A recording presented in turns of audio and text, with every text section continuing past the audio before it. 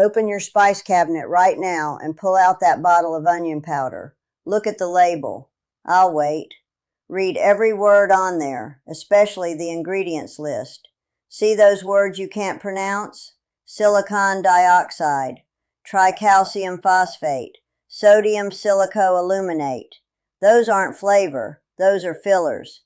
They're in your onion powder because the powder clumps when there's moisture in the air, and these chemicals keep it flowing freely through a machine so it fills the bottle faster and costs them less. But here's the part they don't put on the label. Those anti-caking agents don't just stop your powder from clumping. They slow down how fast the onion flavor releases in your food, and they coat the particles so your body absorbs less of the actual onion oils. You're paying for a product that was already losing flavor the day it was milled, packed in a bottle, shipped to a warehouse, sitting on a truck for weeks, and finally landing on a shelf where it can sit for another 6 months before you ever bring it home. By the time that powder hits your skillet, it's maybe 40% as strong as what it was when it left the factory. I know because I've tested this. My mother-in-law Opal taught me to dehydrate onions when I first moved to the farm, and once you've tasted the real thing, you'll never go back to the store. I'm going to show you exactly how to make it at home, what it costs, how to store it, and what you can use it in. This is one of those skills that takes 10 minutes to learn and saves you money every single time you cook. If you want more videos like this where I show you how to make things at home that you have been buying your whole life, then subscribe to this channel. I post every single week and I always show you the math so you can see exactly how much you're saving. This is not about being fancy. This is about not letting a company charge you $8 for something you can make for under $2. Hit that subscribe button and the little bell next to it, and I will see you in the next one. Now, before I get into the method, I want to ask you something, and I want you to leave me a comment about it. What spice do you go through the fastest? I mean the one you are constantly buying because you run out. For me, growing up, it was onion powder. My mother used it in everything, and she went through a bottle almost every month. So leave me a comment below and tell me which one it is for you. I read every single comment, and I promise you that.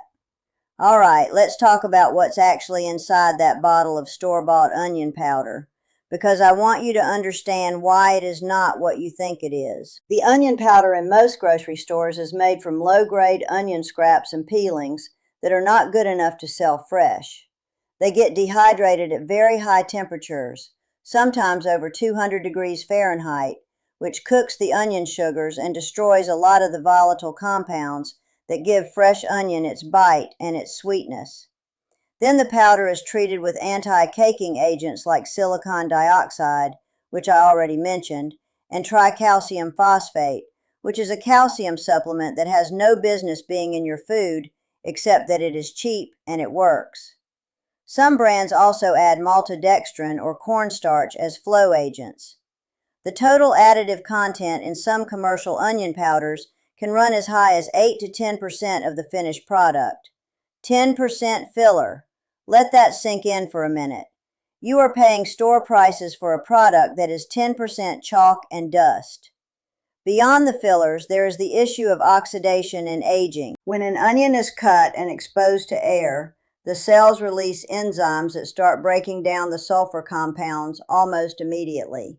This is the same process that makes a cut onion make you cry. In fresh onion, those compounds are sharp and pungent, and they smell incredible.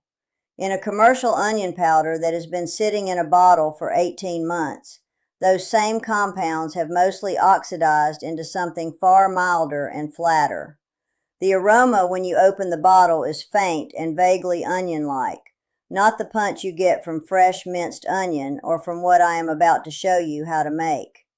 Most people have simply gotten used to the weak version and do not even realize how much better the real thing tastes. That is not your fault. That is by design. A weak product makes you use more of it. More usage means you buy more often. That is the business model, and it has been working on all of us for decades. Now let me tell you how to fix this in your own kitchen, because the method is so simple that once you do it once, You will wonder why you ever bought the bottle. There are two main ways to dry onions for powder. The first and best way is with a dehydrator. The second way, if you do not have a dehydrator, is with your oven. Both work, neither is complicated. I'm going to walk you through both. The dehydrator method is what I use every single time, and if you do not own a dehydrator yet, I want you to consider getting one because it will pay for itself within the first month of owning it. I have a basic stackable dehydrator with 9 trays. It cost me $45 on sale, and I use it at least 3 times a week for everything from apple slices to herb bundles to onions. Set your dehydrator to 135 degrees Fahrenheit. That is the temperature that dries onion slices slowly enough to preserve the volatile oils without cooking the sugars. If you go much above 140 degrees, you start to caramelize the onions and you lose that sharp, raw onion flavor that makes good onion powder so useful in cooking. Slice your onions thin, about 1/8 of an inch thick. You can use a mandolin if you have one, or just a sharp knife and steady hand. Spread the slices in a single layer on your dehydrator trays, making sure they are not overlapping. They need air circulation around each slice to dry evenly. Depending on how thick your slices are and how much moisture is in your onions, they will take anywhere from 8 to 10 hours to dry completely. You will know they are done when the slices are brittle and snap cleanly when you bend them. If they bend without breaking, they still have moisture inside and you need to dry them longer. This is important because any remaining moisture will cause mold in your powder once it is ground, and your whole batch will be ruined. While the onions are dehydrating, which I usually start in the morning so they are done by evening, your house is going to smell absolutely incredible. I will not lie to you, it is a strong smell, and some people find it a bit much. I open my kitchen windows when I am doing a big batch. But it is a good smell, the smell of real food being made, and it reminds me of what my mother-in-law Opal's kitchen smelled like every fall when she was putting up the last of the garden produce. She did not have a dehydrator, she used her oven. Which brings me to the second method. The oven method works if you do not have a dehydrator and do not want to buy one right now. Preheat your oven to 170 degrees Fahrenheit. This is lower than most people think to set their oven, but that low temperature is what keeps you from cooking the onions instead of drying them. Line a baking sheet with parchment paper and arrange your sliced onions in a single layer, again making sure they are not overlapping. Place the sheet on the middle rack of your oven and prop the door open about 2 inches. You can do this with a folded dish towel wedged in the gap. This allows moisture to escape instead of staying trapped inside the oven with your onions. Check them every hour and flip them with a spatula. They will take 3 to 4 hours to dry completely. The time varies depending on your oven and how thick your slices are. When they are done, they will be brittle and snap clean. Let them cool completely on the baking sheet before you proceed to grinding, because any residual heat will make your powder clump in the blender. Now, about which onions to use. For a standard onion powder with bold flavor that works in just about everything, use yellow onions. They have the highest sulfur compound content, which translates to the strongest, most pungent powder. If you want something milder and a little sweeter, use sweet onions like Vidalia. The powder will be less sharp and a bit more subtle, which some people prefer in lighter dishes or in spice rubs where you do not want the onion flavor to overpower everything else. I keep both on hand. For everyday cooking, the yellow onion powder is what I reach for most. For fish marinades and salad dressings, the sweet onion powder is what I use. Either way, you are starting with a 5-pound bag of yellow onions, which runs about $3 at most grocery stores, and you are going to end up with roughly 1 cup of finished powder. 1 cup. Let me say that again because I want you to hear it. 1 5-pound bag of onions yields approximately 1 cup of onion powder. Do you know what a single cup of store-bought onion powder costs? $4, $5, sometimes as much as $8 for a name brand, and it has fillers in it, and it is 6 months old, and it is weak. Your homemade version cost you under $2 total, and it is made from fresh onions that you dehydrated yourself last week. There is no comparison. Here is the math I promised you. 5 pounds of yellow onions at $2.50. It takes about 8 to 10 hours in the dehydrator, running at roughly 2 cents worth of electricity. Your total cost is approximately $2.52 for 1 cup of powder that is infinitely fresher and more potent than anything you can buy. A store-bought equivalent of 1 cup of quality onion powder, if you can even find one that does not have fillers, runs $4 to $8. You are saving at least half, usually more, and you are getting a product that tastes like actual onion instead of onion-flavored dust. If you do this once a month, which is what I recommend, you will save $40 to $70 a year on onion powder alone. That does not sound like a lot until you add it to everything else I have shown you how to make on this channel. And then suddenly you are looking at hundreds of dollars a year in your pocket, instead of in the pockets of a company that does not care about you. Once your onion slices are fully dried and cooled, the grinding is the easiest part. I use a blender, a basic countertop blender that I have had for 10 years. You can also use a food processor, though it takes a bit longer to get the powder fine. Pour your completely dry onion slices into the blender and run it on high for 30 to 45 seconds. Stop, check the texture, and run it again if needed. What you are looking for is a fine, free-flowing powder with no chunks. The texture should be consistent throughout.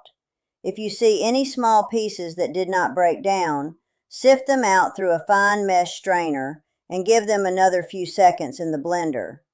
Pour your finished powder into an airtight container. This part is not optional.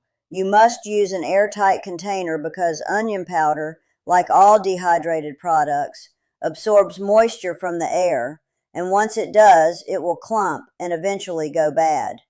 I use glass mason jars with tight-fitting lids.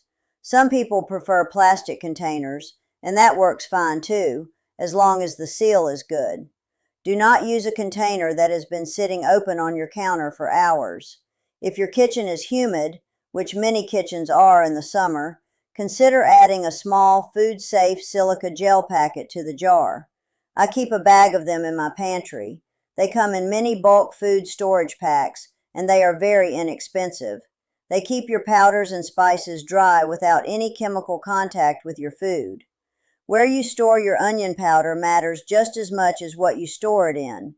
Keep it in a dark pantry, not on your counter near the stove where it is exposed to heat and light every day. Heat and light are the two things that break down the volatile oils in onion powder fastest. A dark cabinet or a pantry door that closes is ideal. Your homemade onion powder, stored properly in an airtight container in a dark pantry, will last 12 to 18 months. That is more than a year of fresh, potent onion powder from a single batch. The store-bought version, by contrast, starts losing potency the moment it is packaged, and is generally considered to be past its best quality after about 6 months, even though the expiration date on the bottle says something like 2 years. That expiration date is not about when the powder becomes unsafe. It is about when the manufacturer stops guaranteeing that it tastes like onion. Those are two very different things, and the industry knows it. Now let me tell you what I use this in, because I use it in a lot of things, and I want you to see how quickly it becomes a staple in your kitchen, the same way it became one in mine. Every time I make a batch of chili, I add a teaspoon of my homemade onion powder directly to the pot. The flavor is sharper and cleaner than fresh onion, and because it is so fine, it disperses throughout the whole pot evenly. I use it in every dry rub I make. A basic beef rub that I use on brisket is 2 tablespoons of paprika, 1 tablespoon of black pepper, 1 tablespoon of garlic powder, and 1 tablespoon of my homemade onion powder. That rub sits on the meat for at least 4 hours, preferably overnight, and the onion powder rehydrates slightly from the moisture in the meat and blooms into this incredible, savory, slightly sweet background note that you cannot replicate with fresh onion unless you finely mince it and add it hours before cooking, which most people do not do. I use it in meatloaf, in hamburger patties, in meatball mix. I add it to breading for fried chicken. I stir it into sour cream for a dip that tastes like French onion dip but costs a fraction of what the store version does. I put it in salad dressings, especially vinaigrettes, where the onion flavor needs to be present but not raw. A half teaspoon in a basic vinaigrette with some Dijon mustard and a splash of apple cider vinegar is one of those combinations that tastes like it took a lot more effort than it did. My husband Earl, who is not a man who gets excited about a lot of things, put his hand on the spice cabinet a few weeks ago and said, "That onion powder is different. That is the one you made." I said, "Yes, it is." He said, "It is better." I said, "Yes, Earl, it is." He does not say things like that often, so when he does, I pay attention.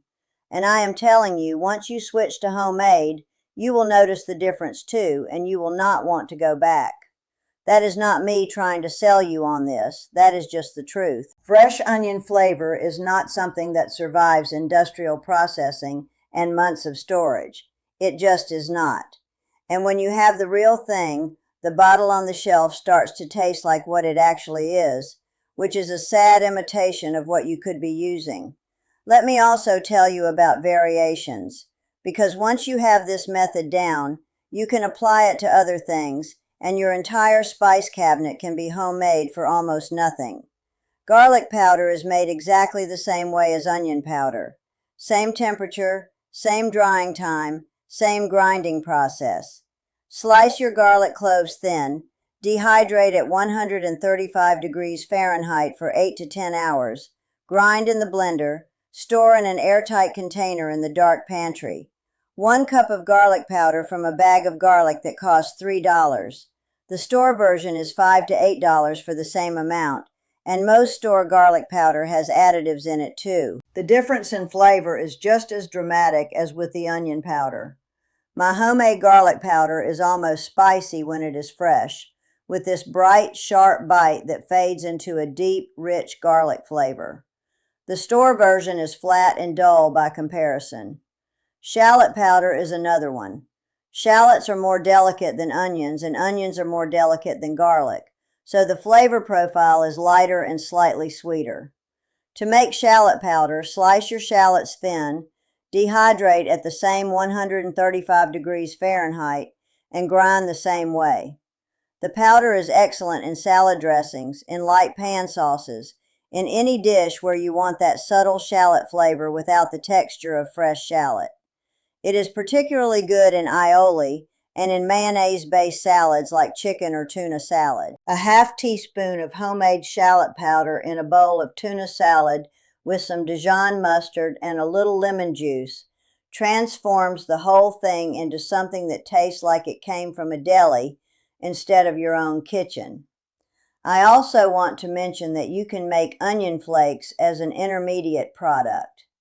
If you stop the process after drying, but before grinding, you get onion flakes, which are wonderful to have on hand. You can sprinkle them on top of bread before toasting for onion bread. You can add them to breading for fried foods. You can rehydrate them in a little warm water for 10 minutes and use them in place of fresh minced onion in any recipe.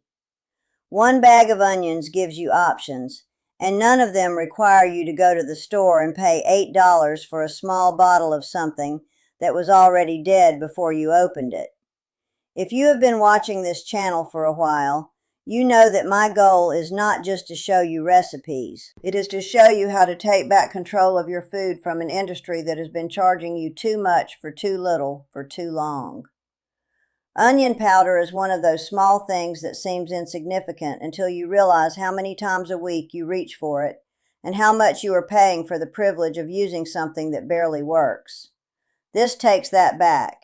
It takes 10 minutes to learn, it costs almost nothing, and the result is something that is genuinely better than what you have been buying. I have been doing this for 30 years. I promise you, it works. If you found this video useful, subscribe. And if you know someone who is always buying spices and wondering why the grocery bill is so high, send them this video. That is how we take care of each other. Leave me a comment below and tell me what you are going to make first with your homemade onion powder. I read every single comment, and I will be back next week with another one. Take care of yourselves, and I will see you then.